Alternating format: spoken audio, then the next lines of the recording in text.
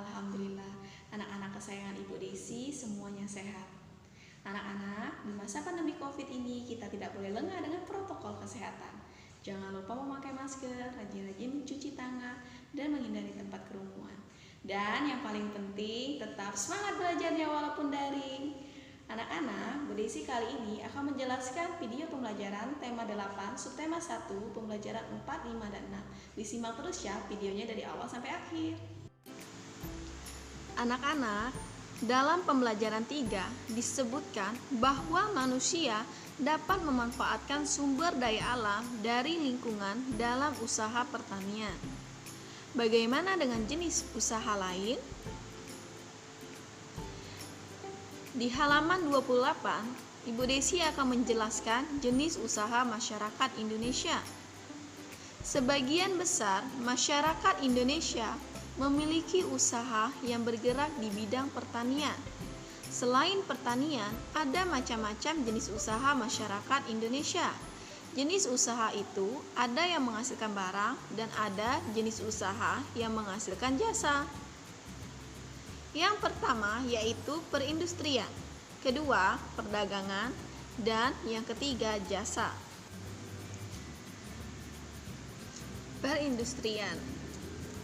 Industri adalah kegiatan memproses atau mengolah barang dengan menggunakan sarana dan peralatan, misalnya mesin. Ada industri mengolah bahan baku atau mentah menjadi produk olahan. Ada industri yang mengolah bahan mentah menjadi bahan setengah jadi. Ada industri mengolah bahan setengah jadi menjadi bahan jadi. Industri terbagi menjadi dua, industri besar dan industri kecil. Industri besar menggunakan peralatan modal dan tenaga kerja dalam jumlah besar. Industri kecil menggunakan peralatan modal dan tenaga kerja dalam jumlah lebih kecil. Anak-anak, berikut ini contoh industri kecil dan industri besar. Industri kecil antara lain perajin mebel, pembuat tahu atau tempe, dan perajin keramik. Sedangkan industri besar contohnya industri baja, industri mobil, dan industri tekstil. Yang kedua yaitu perdagangan. Perdagangan adalah semua hal yang berhubungan dengan kegiatan jual beli. Dalam perdagangan ada perpindahan hak milik.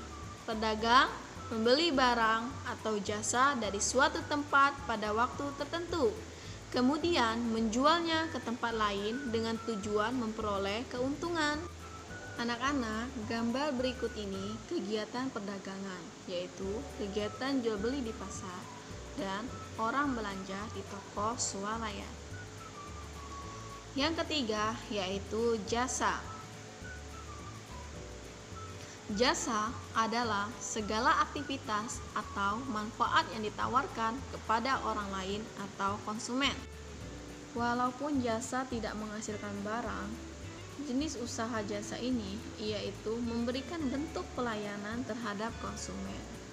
Berikut ini ada contoh pekerjaan yang menjual jasa, misalnya guru, pengacara, dokter, montir mobil, jasa keuangan, pemandu wisata.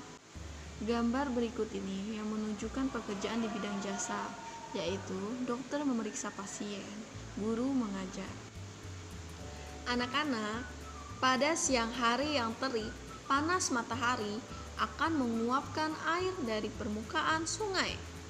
Apa akibatnya bagi persediaan air sungai? Untuk mengetahui jawabannya, mari kita bersama-sama untuk menjawab soal berikut ini.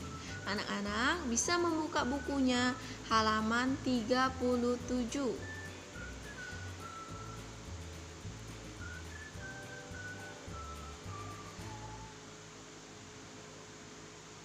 Pertanyaan yang pertama yaitu, dari mana asal persediaan air sungai? Air sungai berasal dari air hujan dan air yang mengalir dari hulu sungai. Pertanyaan yang kedua, siapa saja yang memanfaatkan air sungai? Air sungai dimanfaatkan oleh manusia, hewan, dan tumbuhan sekitar sungai, serta hewan dan tumbuhan di dalam sungai. Pertanyaan yang ketiga, apa saja manfaat air sungai? Manusia memanfaatkan air sungai untuk mengairi tanaman pertanian, sebagai sumber air keperluan sehari-hari, dan sebagai sarana angkutan. Hewan darat memanfaatkan air sungai sebagai sumber air minum. Tumbuhan darat memanfaatkan air sebagai sumber air untuk proses fotosintesis. Hewan dan tumbuhan sungai memanfaatkan air sungai sebagai tempat hidup. Pertanyaan yang keempat, apakah persediaan air sungai dapat berkurang karena menguap saat terkena panas matahari? Jelaskan jawabanmu.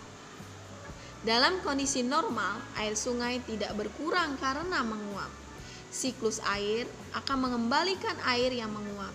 Namun, dalam kondisi kemarau yang sangat ekstrim, sungai dapat mengalami kekeringan. Dan faktor-faktor apa yang dapat mempengaruhi persediaan air sungai? Faktornya yaitu curah hujan, cuaca, dan kondisi hulu sungai.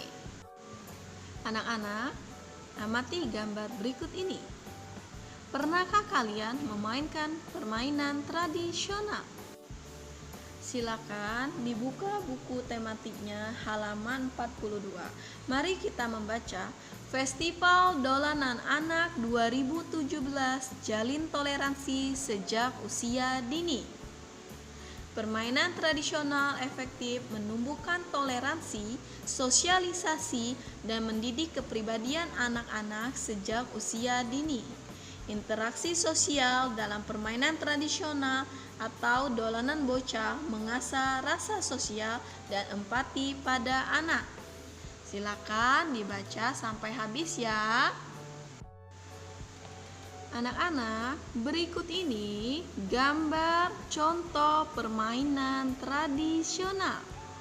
Permainan tradisional menambahkan nilai kebersamaan, kerjasama, toleransi, empati, dan kejujuran.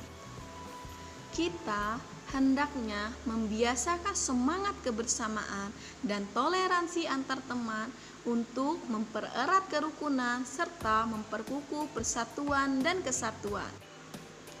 Tindakan yang mempererat kebersamaan dan toleransi, misalnya ikhlas menolong teman yang membutuhkan, menghargai perbedaan pendapat, berteman tanpa mempermasalahkan perbedaan.